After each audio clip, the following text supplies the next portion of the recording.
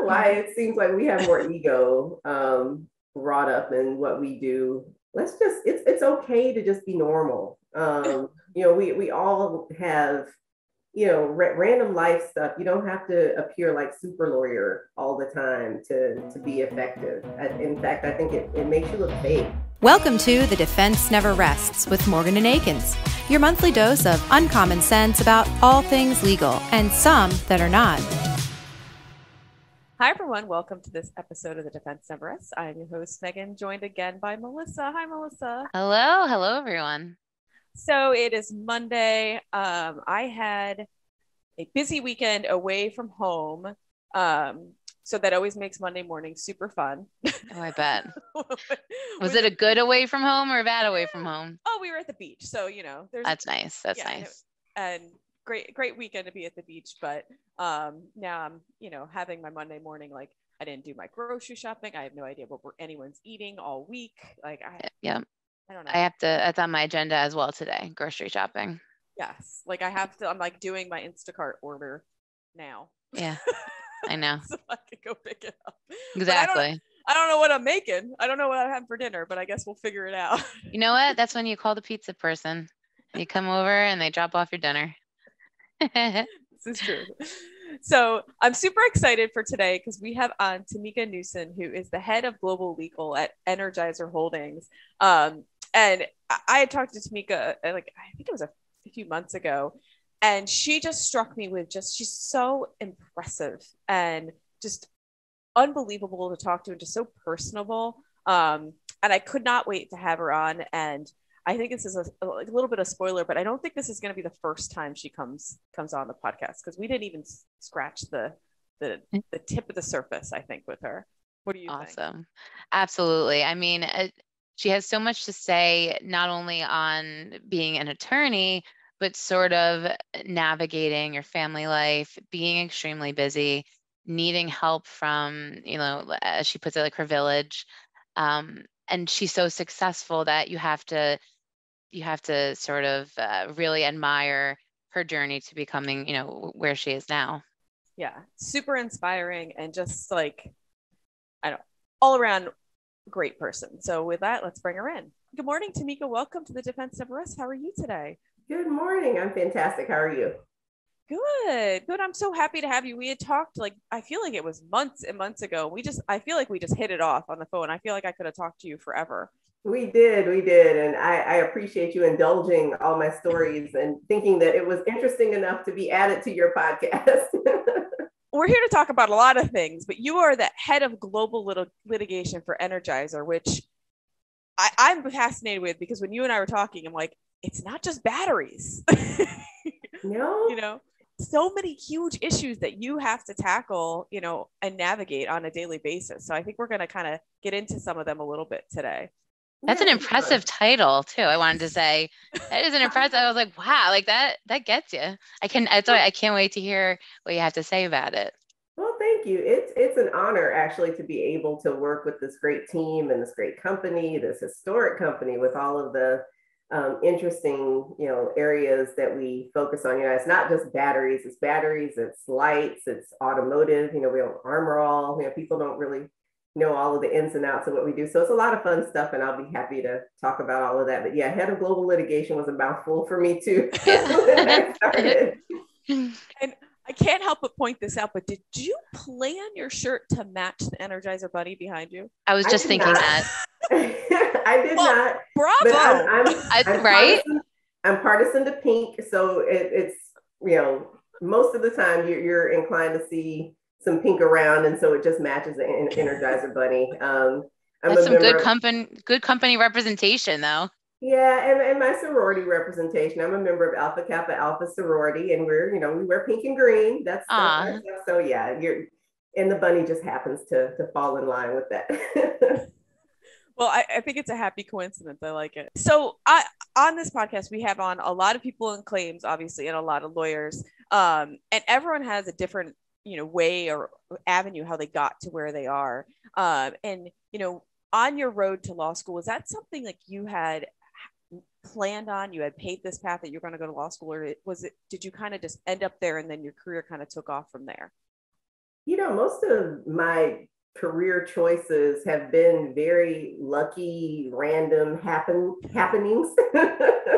I knew early on that I wanted to go to law school, but I was a first generation college graduate. So the thought of going to law school was, even above what I thought I could do. But after I got out of college, I worked for a year. I took a gap year and worked, and I was like, this is not what I want to be doing with my life. I was literally working in a dietitian's office, scheduling appointments. So yeah, that was not going to be the be all end all. So it's like, let me apply and see where I am. And I was in Minneapolis at the time, and I got into the schools I applied to, and got money from a couple of schools. So I went where I got the most money, and loved it. Loved law school, loved the practice of law eventually, but I didn't know that it was something that was going to be an option for me or that I would really enjoy.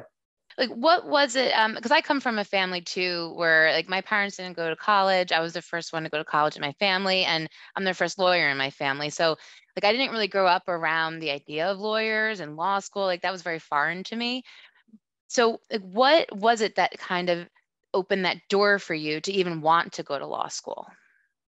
Well, I always liked the notion of being able to help people. And I think when I went to law school, the only reference I had for law were the TV shows and, the people that were doing criminal law and criminal defense. And, you hear about all the injustices all over the world. And so I had it in my spirit that I was going to be that person to go in and help people and give back. And then here I am, corporate lawyer, 30 years down the road, working for a company. But so it wasn't, I didn't know what options we had as lawyers, but I felt like it was a noble profession. It was a profession. It was something I wanted to do, not just for myself, but for my family, because no one had ever done that before. Right. And I couldn't be a doctor because I couldn't, do well with science.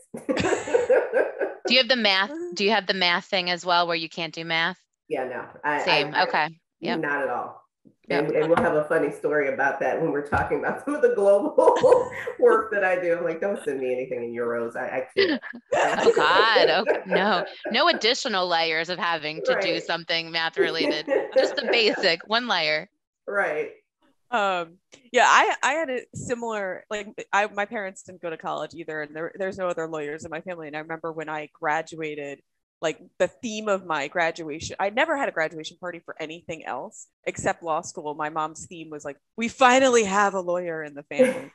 But no one's ever asked me for a favor inside my family, really. Gosh. Well, how blessed are you? Right. I agree. People think that if you're a lawyer, you can do anything. I can't close your real estate deal. I can't handle your divorce or do your divorce or your child custody. I can't do any of that. So they were like, well, what good are you? You can't do any of that.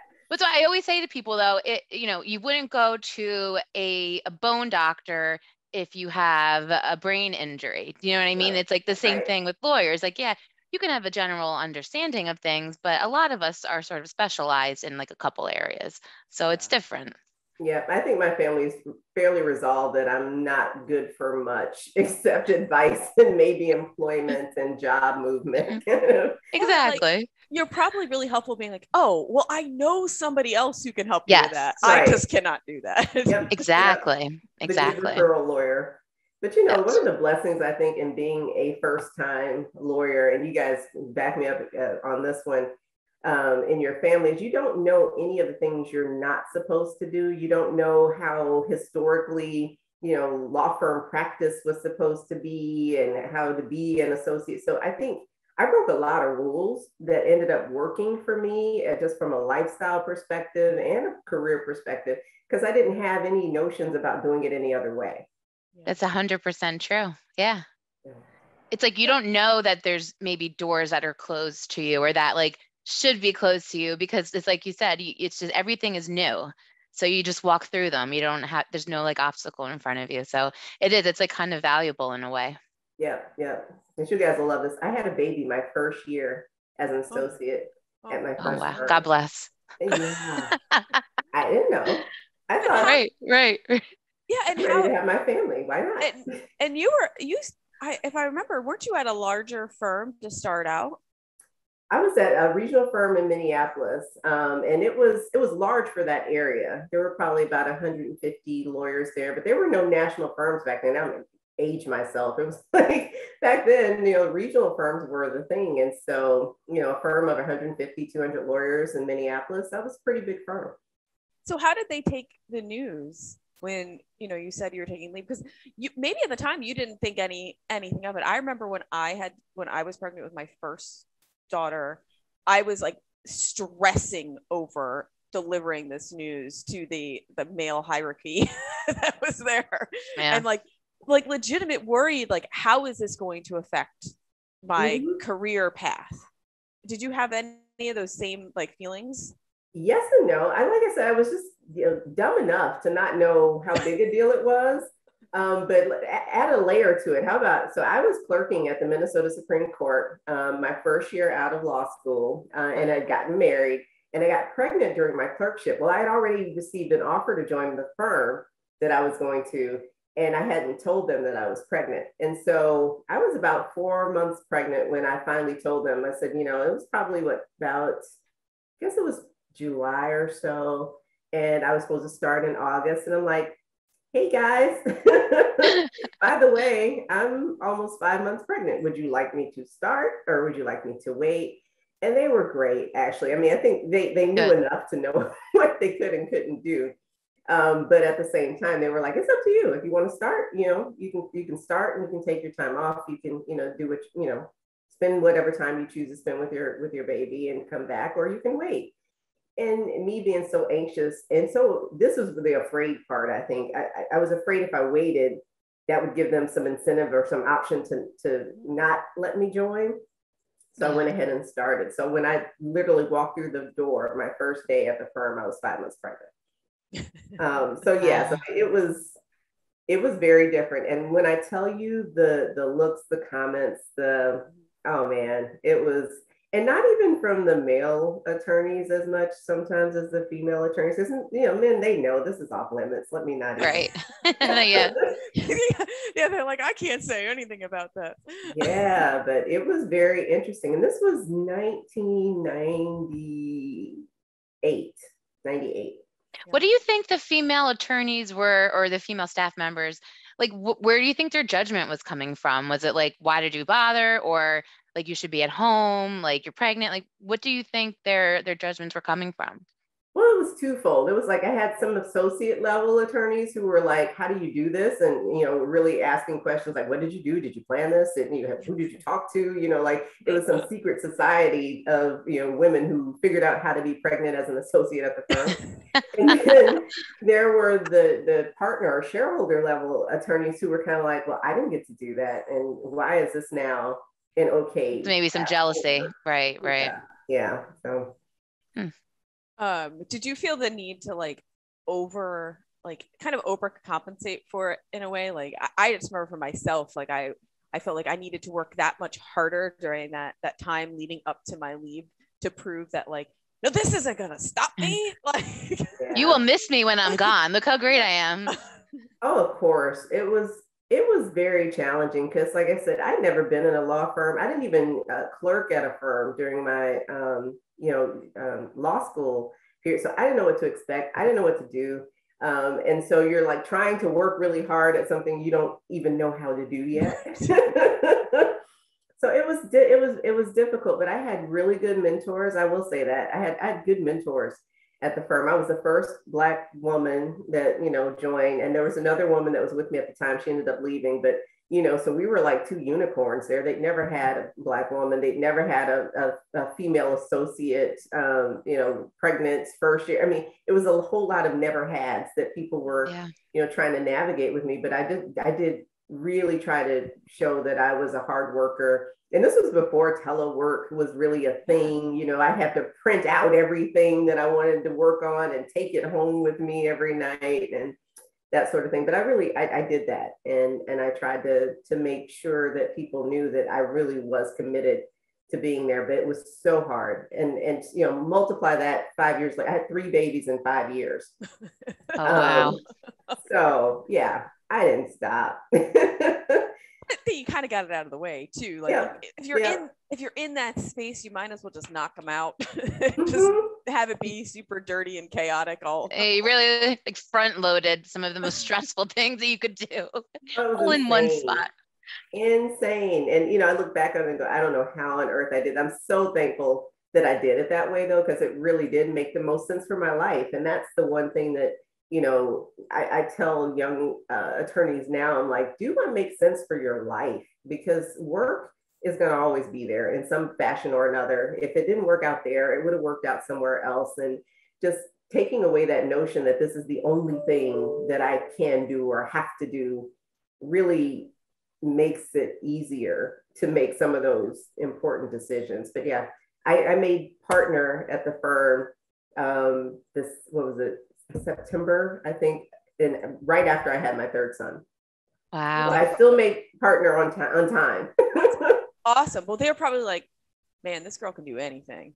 Exactly. Well, that was good mentorship and good sponsorship, I have to say, because there was one male attorney that I worked with at the firm throughout, and he championed me like to the nth degree. Now, mind you, he taught me how to practice law. He was someone who just invested in me, decided I was good enough and was going to be a great lawyer and partner. And I think without that, if you don't have that, I think it's very, very difficult to do what I did.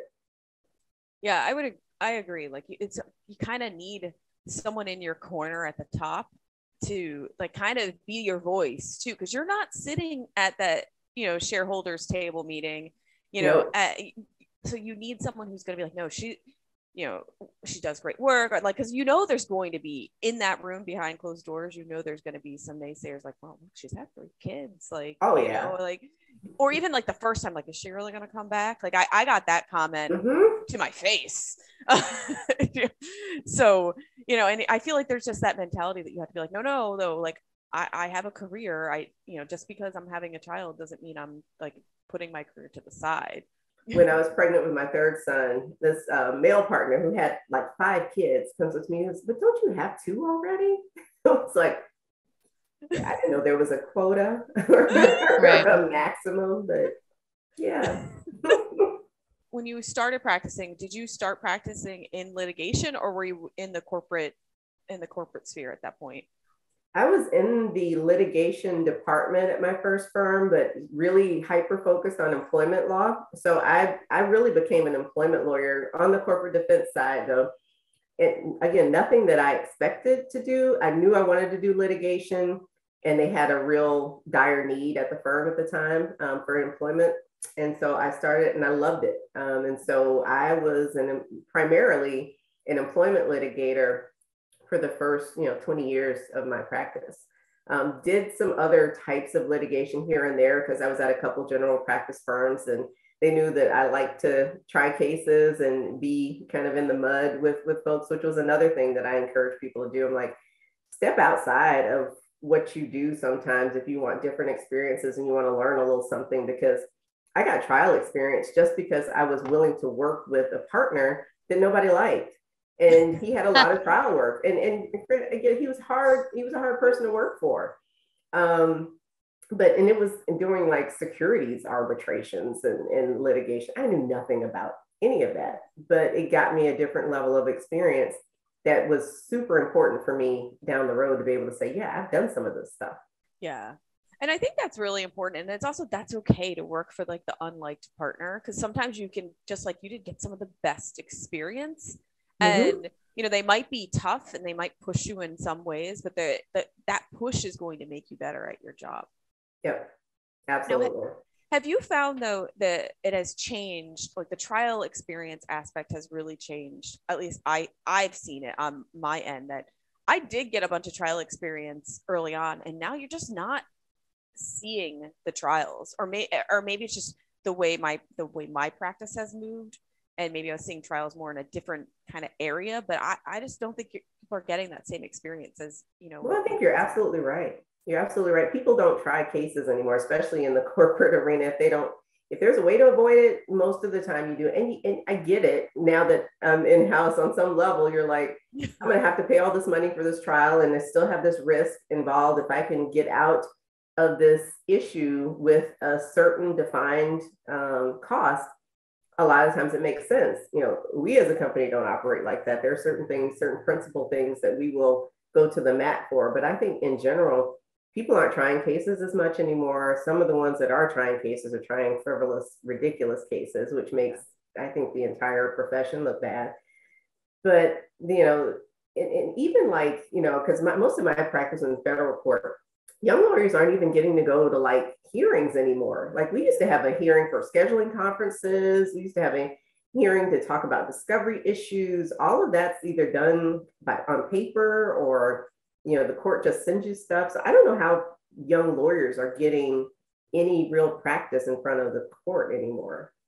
Yeah, and then you throw a pandemic on top of it, and it's like totally changed, you know, the playing field as to what you're appearing for, and like to some extent, good. I do appreciate not having to go into a building for a scheduling conference if I don't have to, but those were very valuable things to do as a younger attorney. Just to like, I remember the first time I had to go to it was a discovery court hearing, and they needed my attorney number, and I was like, oh God, I need to come with that thing. And I thankfully it was on like the top of a pleading, but I was like, I don't know my number.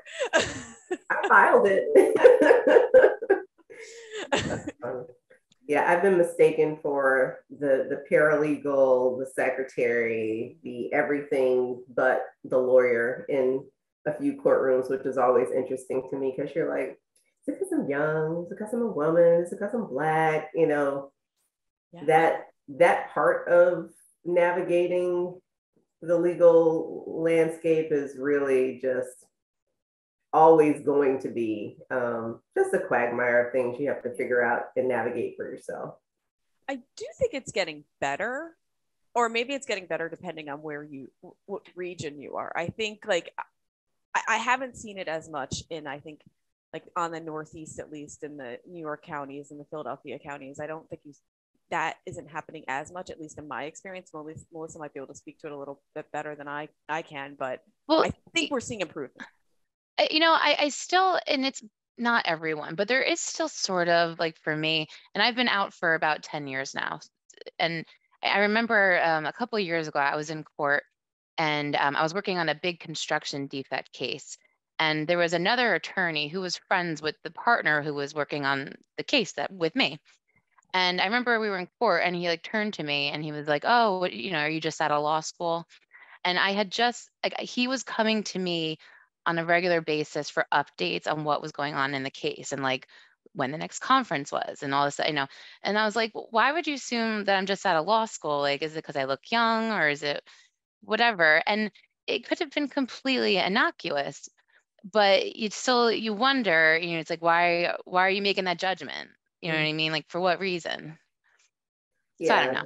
I've had it a lot. I even have had it recently where I had this older white male lawyer. We're talking, you know, negotiations on a litigated matter for the company. And he's like, well, you know, I don't see you with any gray hair or anything over there. So you probably don't remember when we do this way, or this is how we. So I'm like, are you aging and mansplaining me all at the same time? Like, and then I had to tell him, I'm like, yeah, I've been practicing for 25 years. I think, you know, gray or no gray, I understand exactly what you're saying. It doesn't make any sense. Exactly. Right. And like, maybe I'm naturally blessed to not have gray hair, or maybe I have a really good colorist. Exactly. Right. But it was just the presumption and the willingness to even share that presumption is like, are you kidding me? So, I mean, it's happened throughout the different points in my career. And I think that I've just learned to kind of take that, put it in my back pocket, usually rip the life out of whoever's done it in one fashion or another, because it's just, I can. But if you focus on it too much or let it bug you too much, it'll only stifle you. It's kind of how I look at that. I'm like, the world is the world. You can't change it.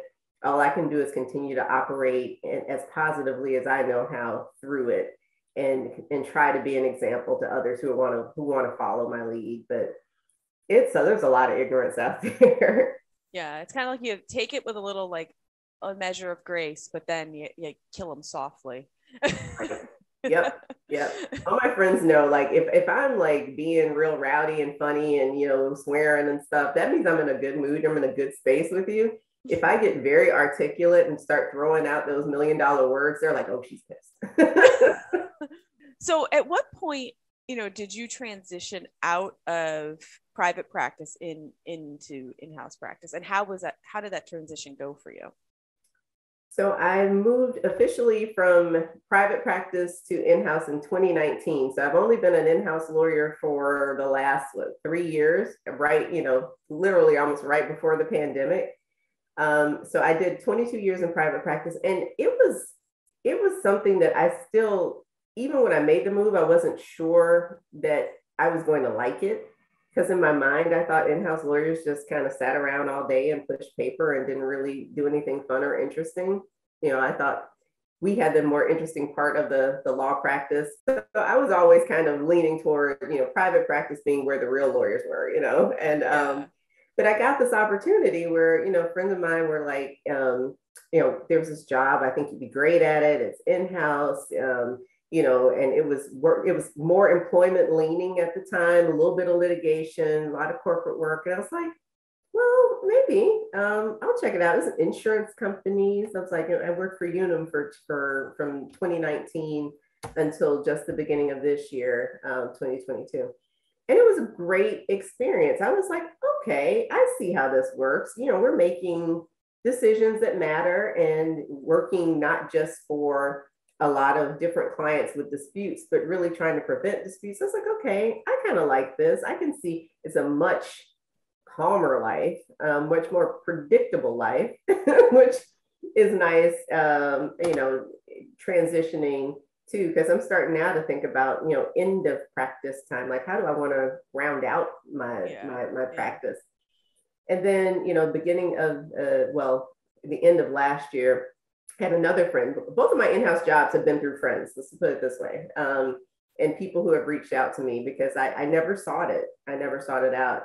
But it was actually a former client now and friend who reached out to me about this position that I'm in now as the head of global litigation. She's like, we've been looking for months for someone, but we really want someone with a good fit. Someone's got great experience. And I met with the team and talked to them. And literally, I mean, within about a month or two, I was like, I'm in. And so I started in January of this year. So I'm only 6-7 months in, maybe. Well, and you know, I've talked to a lot of people who've gone from private practice to in-house, and the first shock people talk about is going from like the billing to the non-billing and having suddenly like no longer being able to show that you were productive that day by a timesheet. And did you find that change difficult, or was it like, oh, never want to do that again? It was different. I had gotten so used to billing. You know, people complain so much about billing time and billing hours. That was the least of my issues as in private practice. That was just one of those things that you just had to do. It was just, so it was different to not have to do that. But that wasn't the like big, you know, exhale that I had. I think for me, the bigger exhale was realizing that the things that I do on a daily basis make a difference to, you know, the work environment that I'm in, to the litigated matters, of course, but then to the risk management for a larger organization, and just seeing how those decisions are made, feeling like, and this will sound terrible, but feeling like what I'm doing actually matters has probably been the biggest change. Because in private practice, it was like, yeah, we're going to go defend this case. Yep, we're going to go, you know, do our very best and try this or settle that. But you're literally moving from thing to thing all the time, from company to company. And of course you care, but at the end of the day, it's like, did this company lose money or did they not lose money? Do they feel like they got good value from my services or not? And, you know, just managing client relationships. It always felt like I was out there trying to collect relationships, collect things. And it was just a busy body kind of a life. Whereas now I feel like I just feel more settled. Like, okay, I know the scope of what I'm responsible for and the issues that are out there and what I'm doing on a day-to-day basis just feels like it means more, and I'm able to make more of a difference. And it's kind of like you came full circle as to why, like how you thought becoming a lawyer would serve for you. And now you're in that role, you know, because you were outside of that, not outside of that, but it was different the whole time. It was, and it was fun. Don't get me wrong. I love private practice in the sense of I always felt like a little bit like a cowboy, especially when I started getting my own clients and was able to really control my schedule a little bit more and got to do the things that I wanted to do. But, when you do that, or I did that probably about 10 years into the practice. And then it's like the next 12 years is just trying to accumulate more of the same. And at some point you're like, okay, how much is enough? I'm traveling. I was traveling literally every week at one point. That just got to be a huge grind. And so this, the trade-off is, you make a little less money. Of course, everybody knows that. But my life is a lot simpler. Yeah. And during that time, I mean, was it really difficult? And I'm sure that yes is the answer, but having like 3 young kids, and then your husband was probably picking up a lot of the slack when you're traveling that much and you're missing things. Right. Well, that must have been hard. I had my mom literally move from Georgia to Minneapolis after I had my second son to help me with the kids, because I was married at the time. I ended up getting divorced when my oldest was 7. I had a 7-year-old, a 5-year-old, and a 2-year-old. Wow. And then we moved back to Georgia after that, because that's where my family was. But my mom has been there, I mean, the entire time for my boys. And without that, there's no way I could have done this. I don't know how people do it without help. And I mean, help beyond the husband, because the husbands are good for what they're good for.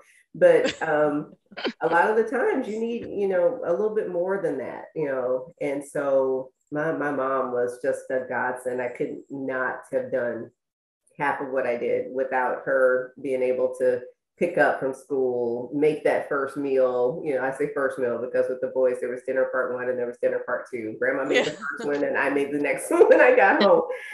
So, you got to have a network, a village of some sort to do that well. And I'm sure that they probably have such a special relationship too with your mom. They do. I used to say she had them grandma crippled, because whenever she was around, it was like they could do nothing. They'd sit there, Grandma, can you bring me a cup of water? And I was like, I'm so not doing that. So don't, I'm not grandma. But to this day, they still love her so much. My 17-year-old, he's the only one still here. He'll go by her house, take out her trash, go to the store, just whatever it is she wants, just to spend time. And I love that they have that relationship, because, a lot of families aren't able to do that. So it's fun to watch. Yeah. And it's special for them. Like they will always like look back on that like very fondly. Yep. So, okay. We got to talk about your current role as, the head of global litigation, because that's a lot. Yeah. And just because I think about it as, it's a lot to manage litigation in the United States, and the varying venues and jurisdictions, and how different it is from county to county, state to state. But if you take this on a global scale, I mean, I don't even like the differences in how different countries handle litigation and lawsuits. I mean, like when you came in, were you like, where did you even start to get a handle on your role? Well, I had a great friend, the same one that recruited me, who had done this role before. The one thing about our legal department is that we're very nimble, very small. And a lot of the people there have already done this on some level before. So I had people who were already there. It's like, let me just show you how this works. Here's the list of matters we have in these countries, and these are the firms that we typically go to for different things. So I had a really, really good grounding when I started. Our general counsel had this role at one point. And so, she's very easy to go to say, hey, what about this? What about that?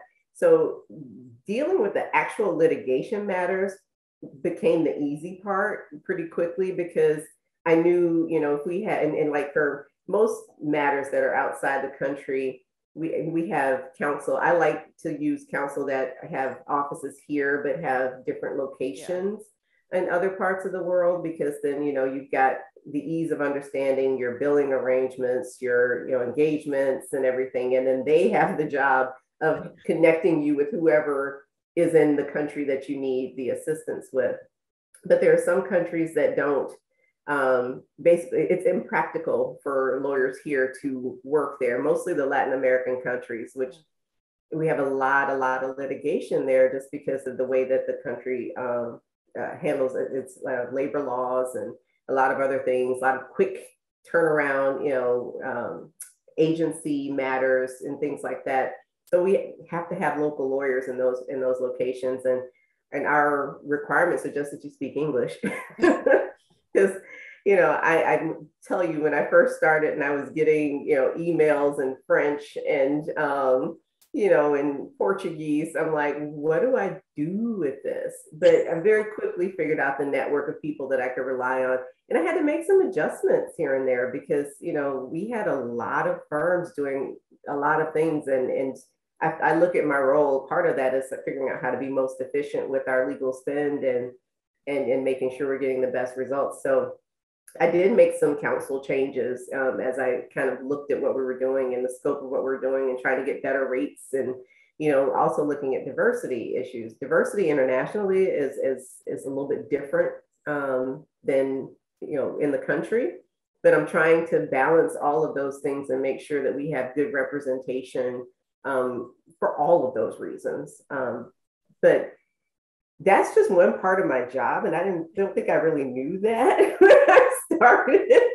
The other part is managing the internal risk on a day-to-day basis. I mean, you can imagine we have a lot of products in the market, and we get a lot of consumer questions or complaints and issues like that. Those end up escalating to me as well to say, okay, is this an issue? Is this something we need to take back to our research and development or our quality team to look at this particular product or this particular battery. And so things like that come up my way as well. We even had a crazy person, and I'm going to say crazy person, not even being nice, who was harassing, our executive team, about a non-issue, really, just, saying your batteries don't work. And what are you going to do about it? And I'm going to call every day, and you're going to pay me $700 a day for every call that I make. It was something ridiculous like that. Yeah. I have to work with our internal team to figure out how do we manage this risk, and that has nothing to do with litigation necessarily, but I think my role ends up being kind of the drop box in legal. Sometimes we're like, we need somebody to help us figure this out. And so that part of it, when I say I feel like I make a difference every day, that's probably the area where I feel more value add than others. Now, when you mentioned that the diversity on the global level is different, like can you explain that a little bit to us? Like how exactly is it different? Yeah, I mean, there's some locations where you're just not going to find diverse lawyers. And so diversity then becomes, do we have women on the team? Yeah. If we have a matter that's in, like Ukraine, Russia, those kind of places, there's just not a lot of racial diversity, but we look at diversity in the bigger scope of things, diversity of thought, making sure that everybody is well represented. So being mindful of where you are, what the population looks like, what the culture is, and there's other places like Latin America and our Asian countries where everybody there is pretty much the same, but it would be diverse by our standards here, but, so it's just being mindful of what diversity means and how we are exhibiting that in our relationships with other countries, just making sure that they understand it's important. Now, Anna, and when you mentioned like Latin America and you bring up Russia and Ukraine, like navigating their legal systems with governments that are kind of corrupt. I mean, I feel like you're almost in the wild, wild west sometimes, like, because there's no way you're going to know. And I guess that's where local counsel really, comes into play, but you have to be able to trust that local counsel. Like you don't really know for sure, like where they have their hands in, and like, but sometimes you might want them to be connected to, some of this in order to be able to make any headway on that. So that's got to be, a very difficult water to navigate for you. Yeah, I think you hit the nail on the head though. You've got to have local lawyers that you trust, that understand all of those ins and outs in the system, and know how to help you navigate around those issues and through them. I mean, to the extent that you end up embroiled in some sort of, sticky situation. And so that's another reason why, if I feel like I have counsel that I can't entirely trust, or that, is saying something that sounds off to me, I'm real quick to question it, because especially in those, locales, I need to know that you've got our back, that you're above board, that you're going to make the right decisions, because I don't have the knowledge or the skill set to do that. And just settling into that is probably a big piece of it too, because we're so used to being the experts in everything. At least I know I was. And so saying, okay, I have no idea what to do with this, environmental, regulation in whatever country, Australia, what do we need to do with our packaging there? What's different? And just asking and really learning about all of those different requirements that we have. I've been, I just had to open my brain up to the reality that I just don't know this stuff. And so I'm going to need help, and I need to be able to trust and rely on what I get. Yeah, but that's okay. And I think it's, and that's, I think, part of the great thing about moving into an in-house role is that you are no longer the person who has to solve the problem. Now you're the person that's just to find the right people to solve the problem for you and report back. Yep. That's exactly right. And when people are not able to give me good definitive answers about things, that's the worst. And I never, being outside, you don't realize kind of the things that are going to be quirks on the inside. But if I ask a direct question, can we do this? And I get a 10 paragraph response about, oh, you could do this, or you could do this, or you could do that, and I could do that. I'm like, this is just a long CYA. It doesn't help me. So those are not people I'm going to go back to and ask for an opinion again, because I'm like, I don't have time for this. Now I got to ask somebody else, or I got to piece together what you just said to answer my own question. Yeah. And I do think, I mean, that is something that a lot of us, in private practice, there's a lot of CYA. And I think that sometimes there's a panic when you get that direct question, but what if I say yes and I'm wrong? So you're like, so I need to really dive into this and just give 14 other options. Yep. You see that, and that's not helpful. It's just not. I'm like, I need you to make a call. And if you can't make a call, say it's close and I can't make a call because of this. These are the considerations. But don't, give me all of the options. And I'm like, I could have probably done that. Yeah. And I think that's okay to be like, I can't make a call. This is why, and this is the risk. And then, if you as the client want to take that risk and say, okay, let's just do it then. Yeah. Then it's calculated. We understand what it is. We do that all the time. You're going to make calculated risk. There's no decision that we're going to make on a day-to-day basis that's 100%, judgment proof. It's just, life is not that simple. And the stuff that we deal with is not that straightforward most of the time. So I'm good with I don't know, but if I had to weigh the options, I would lean toward this. And here's why. Let's work with that. But, I think a lot of people aren't as secure in their own knowledge and judgment, and they really will default back, and I don't know, you're going to lose work, you're going to lose business that way, because most in-house lawyers don't have time for it, and they won't come back and ask another question.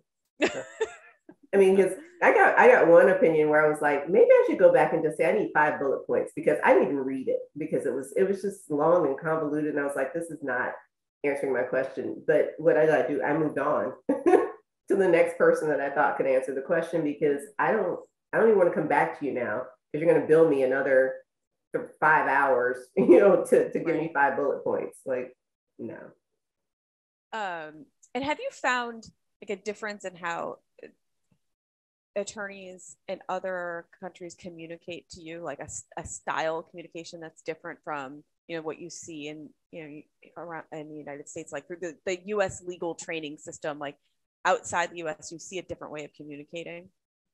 Yeah, I mean, it's called cultural though. I think more so than, some people being nicer than others. I think everybody just kind of defaults to whatever their cultural norms are. Some people are extremely short, like, some of our Asian countries, I'll get just really short. Here's this, we need this is that. And that's absolutely fine because I know culturally they're just not, going to expound on a whole lot of, what I'm sure they perceive to be unnecessary, nice things, and then some countries are just way more flowery and, but I don't get the sense that they're, treating me any differently than they would any other, client or customer. I think it's just cultural things. And so you get used to kind of just fielding what you get and not taking any of that personally.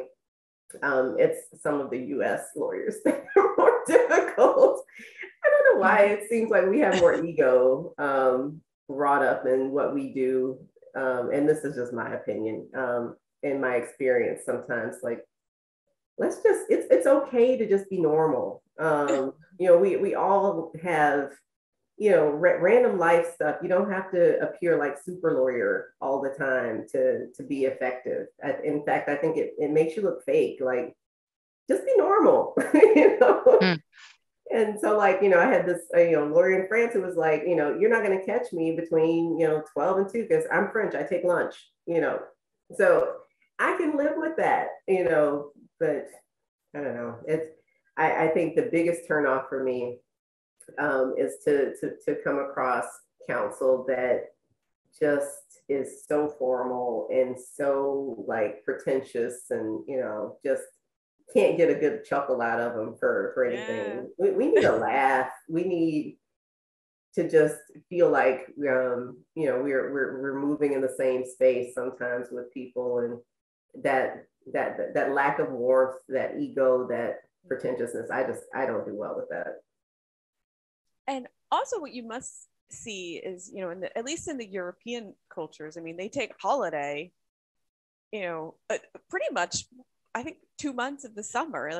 So, is that just understood across the board? Like, nothing is going to happen. Oh, I think what holiday? I think it's July and August. Like, just nothing's happening. Nothing's open.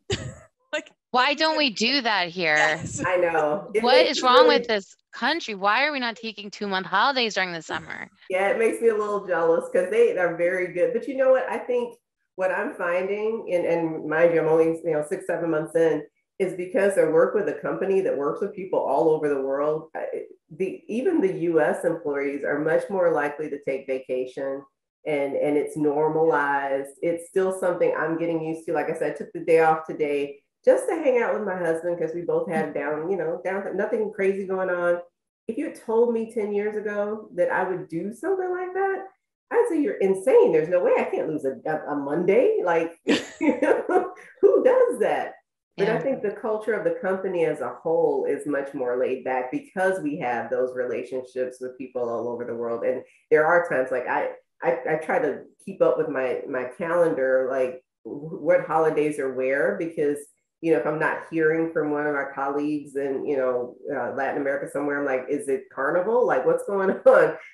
So it also keeps you abreast of some of the other things that are going on in the world, because they are going to take their holiday and they're going to take off for their different events and things. And I just think it's great. And as a company, we do support it. And I think it has bled over, like I said, a little bit to our US colleagues, where people just feel more comfortable living life and enjoying life, which is a great thing to see in a corporate environment. I just wanted to know, I'm so curious about all of the different international court systems. Are there any countries in particular whose court system, trial process sort of has struck you as being either just so starkly different to the Americas, or maybe perhaps more effective? Have any countries sort of stood out for you? I may be a little early in the game to answer that, because I haven't gone to trial in any other country so far. Because I understand if we do, I probably have to go and be there. But with the procedures, the only things that are noticeably different is that like a lot of our Asian countries have a really long time frames in getting things done. Some of our Latin American countries have very, very short turnarounds. I mean, you might get notice of a case today, and in 10 days, you have to file some sort of response or have some sort of, and they have a lot more hearings, in some of those countries. Our European cases, they're very few right now that I think we have, but they seem to move very slow. And I guess I shouldn't be surprised by that, because there's a whole lot of holidaying going on right now. Yeah, right. That's true. So I mean, I don't know that I've got the bandwidth yet to really dive into that answer. Oh no, but even what you said is that's interesting. Even just like the process, you know what I mean? Obviously, I would expect the UK to be similar to ours, since our system is based on theirs. But like I have no understanding of how sort of like the Asian countries, how their court systems work out. So no, that's really interesting. Yeah, and thankfully there's some countries where we just don't have a lot of issues in, and hopefully it stays that way. Right, exactly. Yeah. I could imagine a few countries I just wouldn't want to, nope. I just don't want to touch. And I mean, I know it's probably early because you haven't had any cases go to trial, but have you noticed a difference in when the attorneys report to you about potential exposure and risk, how it varies according to, where you're located? I mean, obviously in the United States, it varies. Versus if you are in New York, it's much different than if you are in, Mobile, Alabama, so, has there been anything that surprised you about exposure risks in any certain countries? It's so different from lawyer to lawyer. So I'm hesitant to even say that there's a geographical difference I've noticed, because in some, same geographic areas, I've gotten different experiences just depending on the lawyer. I think there's a lot more of a sense that you're going to settle things abroad in general than to drag it out to trial. Most of the time, it makes the most sense anyway, because we haven't had, since I've been there anyway, any major litigation outside of the US that would make us, I take that back. We have, let me take that back. We had a case in Canada that we actually did try, that we were in the midst of trial when I started. But other than that, I mean, I think the lawyers tend to just say, here's how you can make this go away. And sometimes that makes sense, but I still want to hear the full scope of what happened, how much will it cost us to try this case, what are the potential damages. And so there have been a few times where I've had to go back and say, can you give me the full overview of what's at risk here, instead of saying you can make this go away for $5,000. We may still do that, but I at least need to understand the scope of what we're working with. So, but like I said, I don't see any geographic differences there. I think it's just different lawyers that we work with that sometimes will just be trying to get to the quick. And I'm like, wait, let's back up. I need to understand a little bit more about what we're dealing with here. Yeah, and I guess that's fair, because even in our office, if we roundtable something, that everyone has it as values and stuff. Everyone has a different place where they think things are valued at. I think it's very interesting to see the different perspectives of what one person will think a case is worth versus someone sitting across the table. You're like, really? Right. Well, and working with the business is, an interesting piece of that too, because I have my own opinion, as a lawyer and as a litigator, like what the value of this is and how much, and does it make sense from a business perspective to resolve it. And, sometimes I'll take that back to the different business leaders. And, they just, depending on how they feel about the particular issue or the particular, complaint, sometimes it'll be, oh, make that go away. We don't care about that. And then other times they'll be like, no, we're going to spend the money to flesh this out because that was wrong. And we don't agree with that. And that's going to be difficult down the road from a business perspective for us if we allow this situation to continue. So, knowing that my sense of what makes sense is only going to make sense if it aligns with the business, is a whole other piece of it too. So I've been trying to get to know people across the company who are responsible for the different areas, because I want to know who to call when this particular issue comes up, and let them know, this is here. Is this important to you? And if so, how would you like for this to come out? I always like to ask people, what's your best case scenario here? And then try to do my best from a litigation perspective to get us there. Yeah. And that has to be a new challenge for you as well, as to navigating like the back room of the whole business operations on, and you're just a department in this very large company. And there's so many business, and then you might not be privy to everything that else is going on in those other rooms. So you have to navigate this with what information is given to you. Yeah. And it's been a more, like I said, that's the more interesting part, I think, of the job, because I've been litigating for forever. I know how to do that. I know how to manage that, and come out, most of the time with good results. But working with the teammates who have a different level of expertise, who are doing, just quite frankly, really cool things from a business perspective that I've never been able to be on the inside of that. Of course, we have all represented companies that do a lot of cool different things, but being on the inside and saying, okay, how do we look at this product? How do we get here? And what are the risks for you from a product perspective, from a sales perspective, from a commercial perspective, and aligning all the interests and making sure that whatever decision we're making on a forward basis from a litigation perspective, or even just making business deals. I work with our other lawyers who we have team leads, from the battery team lead, the automotive team lead, the lights team lead, to say, what issues are you seeing that might pose a risk, that might come back to a litigated kind of matter, and then going out into the business and kind of figuring out, is this a real issue? Is this a concern? And hearing from them, that's been fascinating to do. And I have to say kudos to my teammates too, everybody is just kind of like, there's too few of us to be, trying to hold on to stuff. It's like, everybody's like, we're doing this. And so I had a really cool situation in a deposition the other day where, we're talking about things that I know are coming down the pike with another situation and matter that I'm like, we don't really need to be testifying about this. I need to tell this lawyer that this is a business thing that we're working, shut that down. I wouldn't have known that, but for talking to the business leaders about this completely separate situation, and the legal team lead about what was going on with that.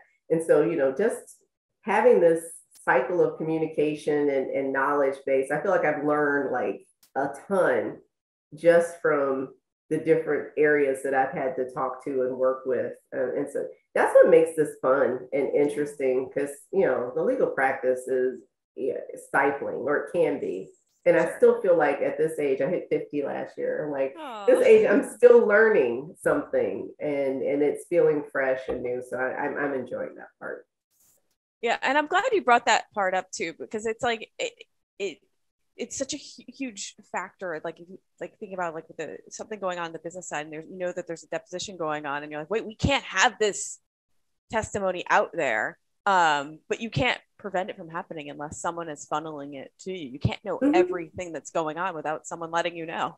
Yep. And your counsel's probably not going to know either.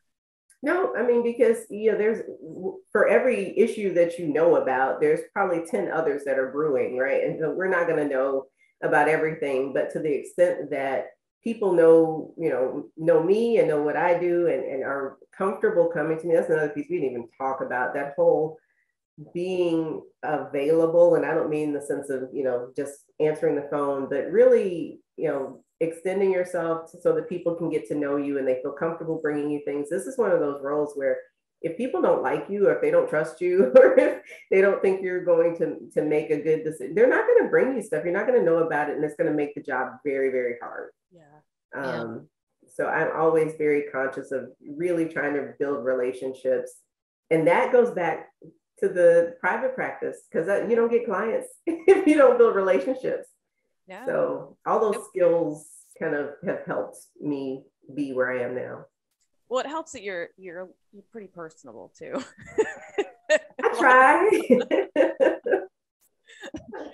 I try. People might like you, and you make it. You have a very comforting, like, warmness about you, even though you might be able to like be a cutthroat litigator, but you still have a warmth, and I think that's very important.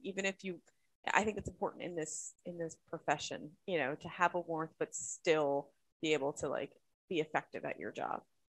I agree, and it just makes it more fun. We spend probably 80% of our lives doing work, and if you're not enjoying it, or you're not enjoying the people around you, it's going to make for a miserable life. So I try to get to know people. I feel like I've established some really great relationships over the years, from other associates that I've trained to other colleagues that I've had. I think the fact, I always talk about the fact that I got my 2 in-house jobs from people who knew me, and not from me looking for anything. And I think that that's all just because I really do think it's important to develop a network, to be a good person, to help people where you can.